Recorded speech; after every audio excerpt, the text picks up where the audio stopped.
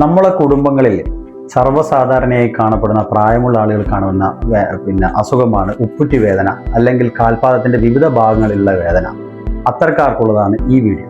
Hi, ഞാൻ doctor Muhammad Siraj, consultant orthopaedic surgeon, Afiya hospital, Neduvattu. പല ആളുകളും വേദന സംഹാരികൾ സ്ഥിരമായിട്ട് കഴിച്ച് ലാസ്റ്റ് സ്റ്റേജിലാണ് ഓർത്തോ OPകളിൽ എത്താറുള്ളത്.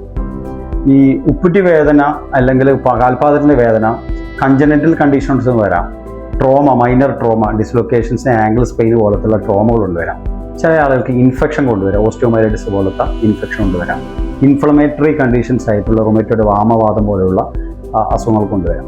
ചില ആൾക്ക് ഡീജനറേറ്റീവ് കണ്ടീഷൻ, ഉപ്പൂറ്റികൾക്കുള്ള പേശിവള്ളികൾക്കുള്ള നീർക്കെട്ട് കൊണ്ടുള്ളത് വരാം. പ്ലാന്റാർ ഫേഷ്യറ്റിസ്, റെട്രോകൽക്കാനൽ ബർസൈറ്റിസ് പോലത്തെ അസുഖങ്ങൾ കൊണ്ടുവരാം.